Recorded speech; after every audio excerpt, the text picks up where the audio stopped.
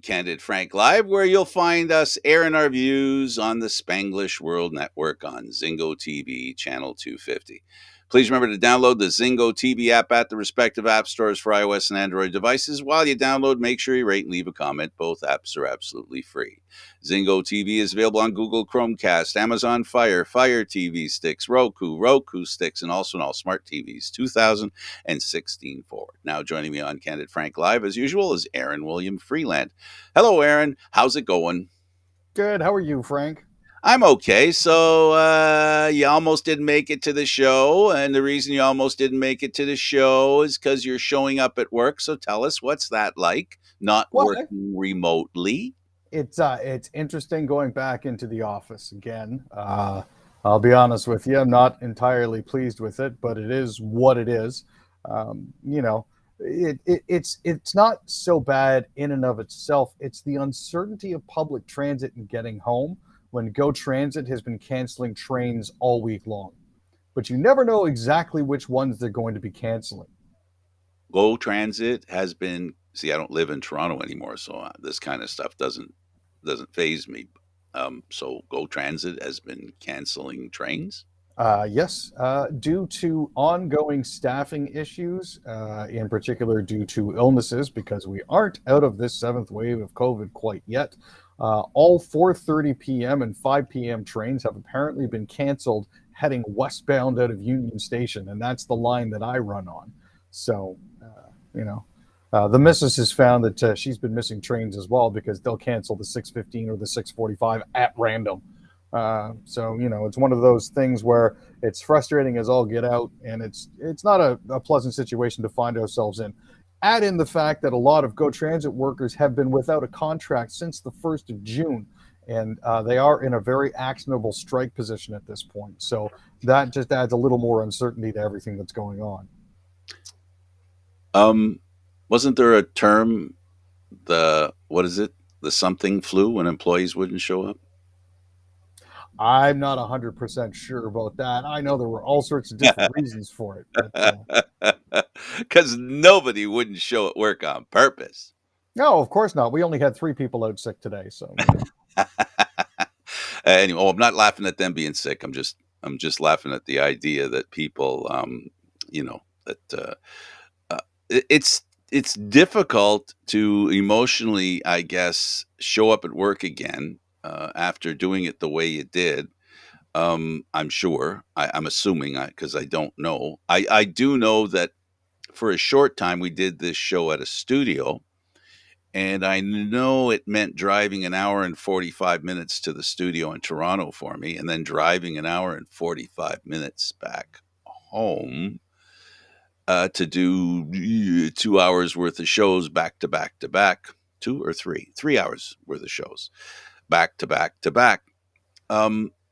Yeah, so I kind of little bit can relate to not having to go into Toronto and then driving back home, because that hour and 45-minute drive was, if all went well.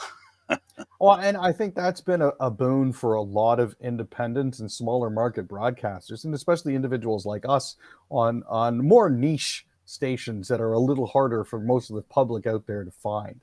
The fact that we don't actually have to commute into a station and worry about hair and makeup and wardrobe and all that sort of fun stuff is a little more freeing, and it does allow us to do a little bit more. And clothes from here down. Well, I mean, speaking personally, I I just don't got mean off the I GO don't mean train, not so of wearing course I'm anything. wearing pants. That's not what I meant. I meant you could wear track pants, or in the case that I am wearing, shorts. So it's like, it's dressed to Zoom, but we're restreaming, which is basically the same kind of thing. Why don't we talk about the sports news that's out there? And I guess we can start with the Canadian Football League, which I didn't go to the game in Hamilton, and I don't think enough of the Argos went to the game in Hamilton. Honestly, it was a back and forth game. I was pleasantly surprised by the fact that we were up 21-14 at the half. And the fact that we managed to hold on to the lead as long as we did before completely blowing it was at least a minor positive sign for me. But I mean, it speaks to Hamilton's resiliency coming out on top, 34-27 like that. So Good for them. They needed to win. yeah, A couple of my friends messaged me in Messenger, and we needed that win. Yeah, I guess they did. I don't doubt it for a second. And another game that involved cats. This one was the horses against the cats, being the Stampeders versus the BC Lions, and this was a 1 point victory. And it appears the senior quarterback got taken to the woodshed by the junior quarterback. it wasn't even necessarily that he was taken to the woodshed. I don't think. I mean, they seemed to be fairly even all night long. I think what I found most interesting was the one thing that Nathan Rourke hadn't done yet was a come from behind victory, and BC trailed for the most part until the fourth quarter. So, I mean, Calgary found themselves up 30-18 at the half, and heading into the fourth quarter, 33-21. So that was rather healthy. Um, but the fact that, BC managed to put up 20 points in the fourth quarter, I think is very telling as to what actually happened. It just seemed like the Stampeders defense just wasn't able to get a stop, and they just fell apart. So And then, of course, there was Saskatchewan and Edmonton. Saskatchewan played the Elks. They needed a game against a team like the Elks. They'd run into a little bit of a dry spell, Aaron. And this is a tough road to hoe for the Elks as well. Um, the game was relatively close, 21-17 at the half, and from there it just sort of fell apart. But I don't think Edmonton's won at home in what is it, 1,000 days now, Frank? It seems like a bit of a record that nobody wants to have. But I mean, They what with the really, pandemic and everything like that, they have not been successful at Mosaic, and they I really, feel. they really need a break. Yeah. Um, and of course, we talked about it on Monday. Oh, sorry, Friday. That Montreal beat Winnipeg 20-17 in overtime. Good for Montreal. If you want to resurrect that painful moment for Bomber fans, you can do that, or we can move on to the next story. I think we should just move on. They've suffered enough. Really, you think they've suffered enough? Eh, You don't think there's more they can suffer? No. oh, I'm sure but they've suffered enough for now. I'm waiting until they Well, lose to the Argonauts or the Red Blacks. oh, okay, okay. Then So we can start again. you're reserving your you're I'm reserving preserving it my for that derision. moment. Yeah, save it if you will. All right, the World Junior Championship restrictions may be gone, but 2022 World Juniors feel like bubble tournament. Yeah, and they're running into a lot of issues with attendance. Um, you're looking at Rogers Place in Edmonton, and the first couple of games, I mean, Austria and Sweden faced off to a game yesterday with under 100 people in attendance. And in a place as big as that, it just sounds like a tomb. Um, the problem is they're looking at attendance in Calgary in 2012 had 455,000 fans roll through. Admittedly, a decade ago, prices were lower. There was no pandemic, but at the same time, this is a chance for all of those freedom-loving folk who don't like wearing masks in Alberta to finally get off their duffs and see some genuine sports and watch Canada kick butt, and they're not showing up in the stands, and it's quite frankly disappointing. It is what it is. So the U.S. beats Sweden 3-2. Yeah, and they kept their 4-0 record. So that's Canada and the USA right at the top again. Canada is 3-0, USA is 4-0. Canada's last remaining game in the round robin, at least, is tonight. So we're going to get into the important games, I suppose you could say, after that. Canada did beat Czechia. Yeah, it was a rather convincing 5-1 win on Saturday. I was flipping back and forth between the Argos game and this.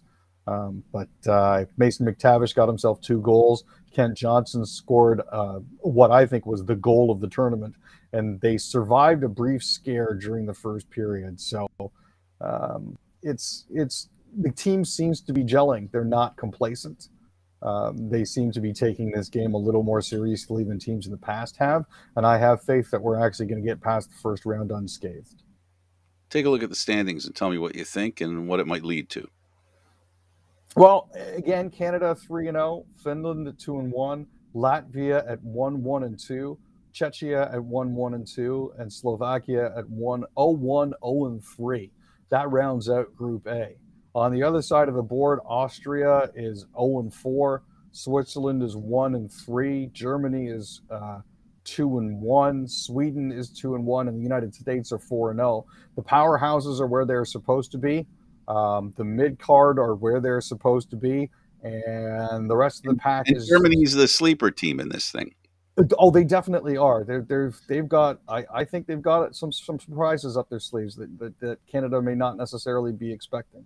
They and So Switzerland have done a lot of improvement over the years, and they yeah, really have, kicked the top four a little bit around, right? Or should I say five? and Uh, Latvia finally won a game too. So I'm really yeah, happy to see yeah. that. So It's huge improvements for them. absolutely, absolutely. Let's talk about the Blue Jays. Wow. Uh, the Jays have not played well, but in the last game they did okay. Hernandez homered to give the Jays a victory over Cleveland. No, that was the Saturday game. So Zach Pop, Adam Simber, Anthony Bass, Hemi Garcia, and Jordan Romano are really a big reason why they managed to stop a three-game skid by winning 2-1 against the Guardians on Saturday. But Cleveland was up 1-0. Mitch White found himself in trouble. And then they John Schneider started said, another one. let's go to the bullpen. Oh, We'll see if we can pitch our way out of this. And it turns out, yeah, we could. But then, unfortunately, on the Sunday, a Canadian import to the Guardians had a couple singles in their 7-2 win on the Sunday afternoon. So, yep, the Canadians um, and the Guardians have had a real good series against the Jays. This one and yeah, the previous one. for some reason, Canadian hitters just love coming home to Skydome. I'm not sure what. Absolutely. Sorry, Rogers Center. I'm just not sure what it is. Uh, I guess it's they're drinking the water again. I guess I don't know. Let's talk about the Padres and Fernando Tatis, suspended 80 games. Won't argue the point. Will take his suspension in stride. Yeah, so this is coming from a little earlier in the week.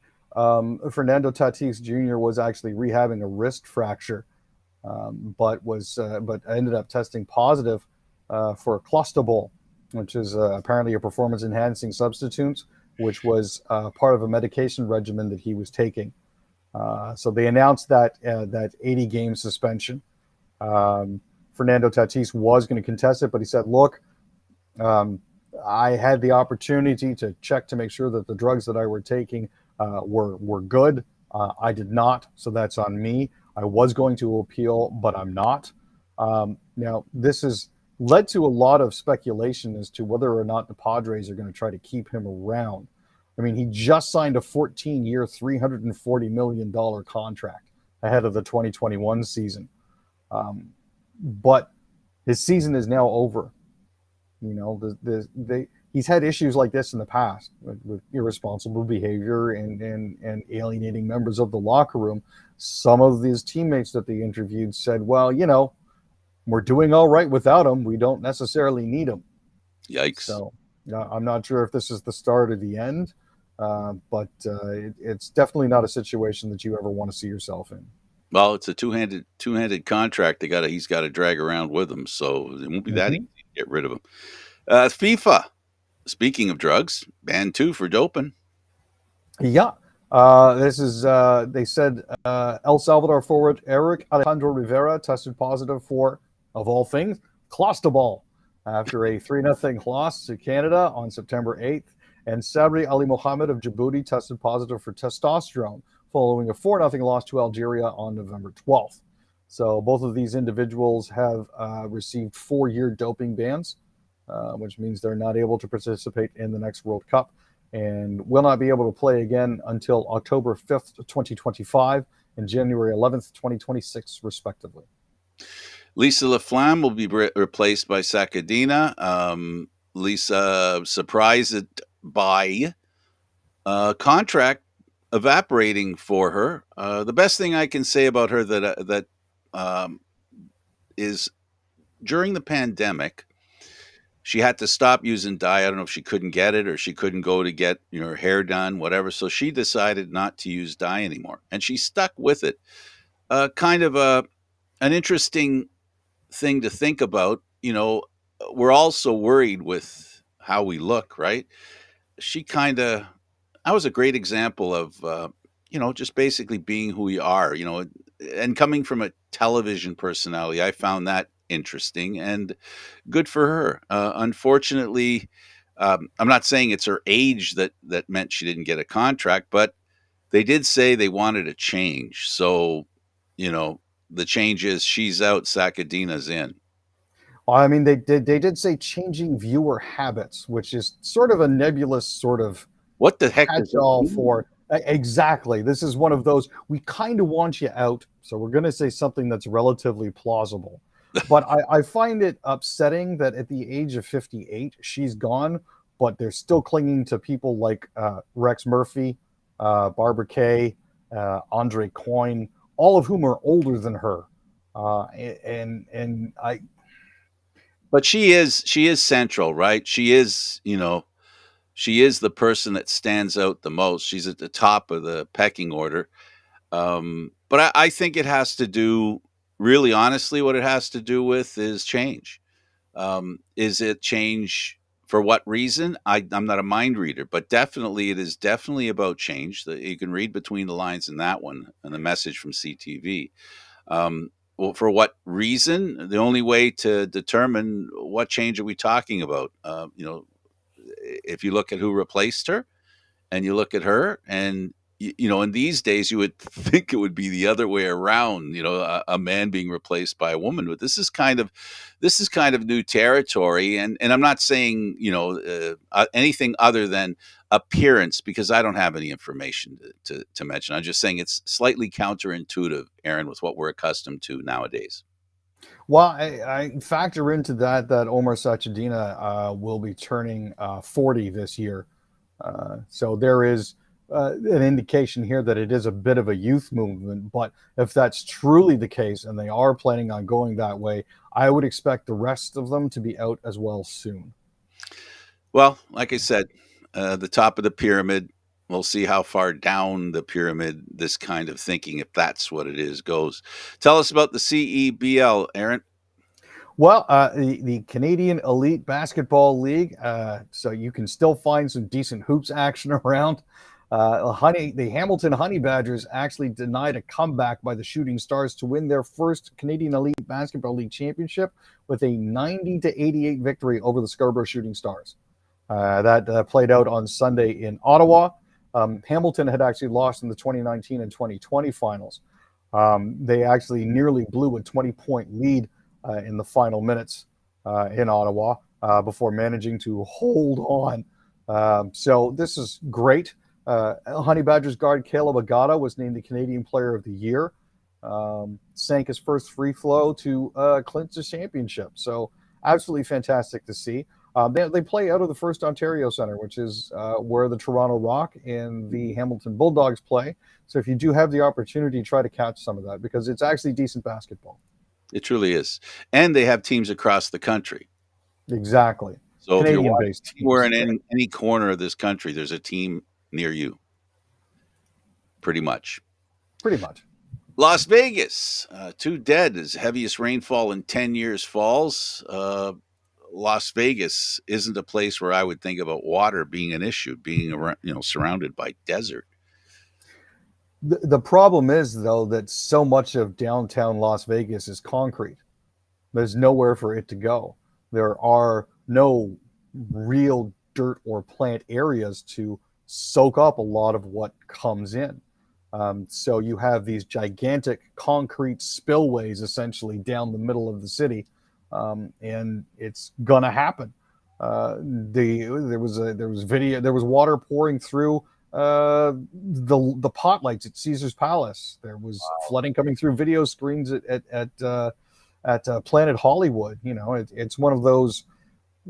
I mean, I guess you could have seen this coming, but a lot of flooded streets, a lot of bus drivers actually doing pretty decent jobs at taking care of everything. But yeah, it definitely seems like I, biblical vengeance on the city of sin. I was there, Aaron, and a lot of the city is underground, below ground level. Yeah, which is again another issue when it comes to flooding. Absolutely, it can be dangerous, and two people died. Yeah. It's a terrible thing. Again, is it because we're having changing weather patterns? It was 10 years. It's the worst in 10 years. That's not an indication of changing weather, but it is what it is. Let's talk about Canada. And international partners had concern about Canada's ability to handle convoy protests. So this goes all the way back to the protests last February that involved them group of folks honking their horns and setting up hot tubs in the middle of winter. The issue that we came across is that during several cabinet meetings, international partners had warned Canada that they were worried that we wouldn't be able to control the situation. Part of this is what led up to Canada invoking the Emergencies Act in and around February 14th to try to control that and get the situation down. So, cabinet, senior government, military, and RCMP officials were told there was a possibility of engagement with the protest leaders and even a potential breakthrough in clearing the protest. But the continuing unrest is still ongoing. I don't know if you heard about this, slightly unrelated, but the Queen of Canada was leading a protest in Peterborough where several of her followers tried to commit citizens' arrests against Peterborough police officers, while also attempting to call the Canadian military to hold these Peterborough police officers to account. For Crimes against humanity okie dokie. and All right. enforcing mask mandates. Let's go to the next one, and that's based on mask mandates. Yeah. Ontario home buyers stunned by extra $175,000 charge from a developer. Yeah, so Briarwood Development Group has told a lot of people you can either pay the extra 175 grand or we'll give you your deposit back and you can try to rebuy the house. This is after continuing and ongoing delays, kept going and going and going and building and building and building, starting in about December of last year. Okay, last story. Judge suspends 2 articles of Quebec's new language law, citing access to justice. So Quebec's new language law was basically designed to quash services in English. However, sections of Bill 96 require that corporations pay a certified translator, produce French versions of legal documents, could prevent English-speaking organizations from accessing justice. So Quebec Superior Court Justice Chantal Corriveau ruled that this is in violation of the Constitution Act that guarantees access to the courts in both official languages. Quebec, you can't do that.